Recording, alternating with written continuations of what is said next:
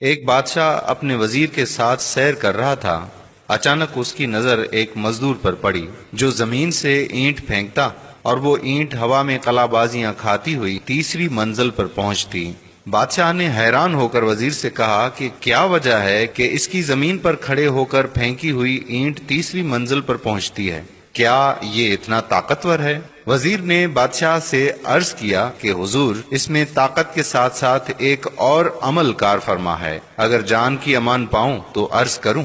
بادشاہ نے کہا کہ کہو، کیا کہنا چاہتے ہو؟ وزیر نے کہا کہ بادشاہ سلامت، ضرور اس کی گھریلو زندگی بہت ہی اچھی گزر رہی ہے، اسے گھر کی طرف سے کوئی پریشانی لاحق نہیں، اسی وجہ سے اس کی اینٹ تیسری منزل پر پہنچتی ہے۔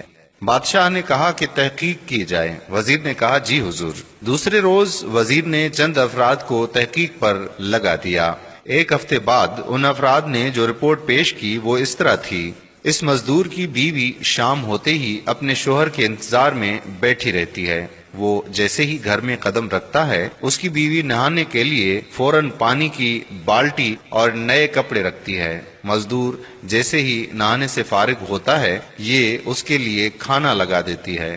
کھانا کمال احتیاط سے پکاتی ہے، نمک اور مرچ کا خاص خیال رکھتی ہے۔ کھانے سے فارغ ہونے کے بعد لیٹنے کے لیے بستر لگاتی ہے، سونے سے پہلے اپنے شوہر کو پینے کے لیے دودھ دیتی ہے، کسی پریشانی کا ذکر نہیں کرتی اور صبر سے کام لیتی ہے۔ جب یہ رپورٹ بادشاہ کے سامنے پیش ہوئی تو وہ مزید حیران ہوا۔ اس نے وزیر کو کہا کہ ان کے درمیان کچھ رنجش پیدا کر دو، پھر دیکھیں کیا نتیجہ نکلتا ہے۔ چنانچہ وزیر نے ایسا ہی کیا۔ وزیر نے کسی طریقے سے اس کی بیوی کے کانوں میں یہ خبر پہنچا دی کہ تمہارے شوہر کے چند دوسری عورتوں سے ناجائز تعلقات ہیں۔ بس پھر کیا تھا؟ شام کو مزدور جوں ہی گھر پہنچا تو کیا دیکھتا کہ نہ تو نہانے کے لیے پانی کی بالٹی ہے، نہ ہی کھانے کا انتظام ہے، اور نہ ہی سونے کے لیے بستر۔ اس نے بیوی سے وجہ پوچھی تو وہ لڑنے کو دوڑی۔ مزدور نے بہت صفائی پیش کی لیکن بیوی تھی کہ میں نہ مانوں۔ غرض چند دن یہ قصہ یوں ہی چلتا رہا۔ ایک دن وزیر نے بادشاہ کو کہا کہ بادشاہ سلامت، ہم سیر پر چلتے ہیں اور اس مزدور کی حالت دیکھتے ہیں۔ بادشاہ وزیر سمیت سیر پر نکلا اور اسی مزدور کے پاس پہنچے تو کیا دیکھتے ہیں کہ مزدور لاکھ کوشش کرتا ہے لیکن اینٹ پہلی منزل سے اوپر جاتی ہی نہیں۔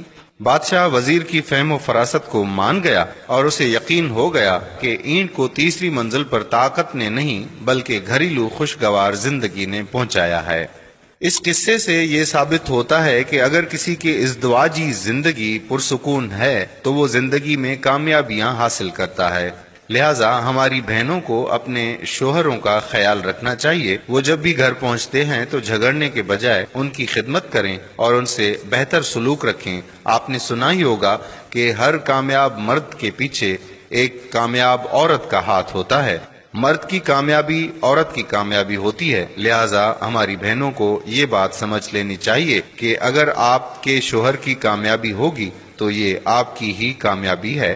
لہٰذا اپنے گھر میں فساد کے بجائے خوشگوار موڈ میں زندگی گزارنی چاہیے تاکہ ہم زندگی میں زیادہ سے زیادہ کامیابیاں حاصل کر سکیں۔ اگر آپ نے ابھی تک ہمارے پیج کو لائک نہیں کیا تو ہمارے پیج پیارا اسلام کو لائک کر دیجئے تاکہ ایسی مزید دلچسپ ویڈیوز ہم آپ تک پہنچاتے رہیں۔ جزاک اللہ۔ السلام علیکم ورحمۃ اللہ وبرکاتہ۔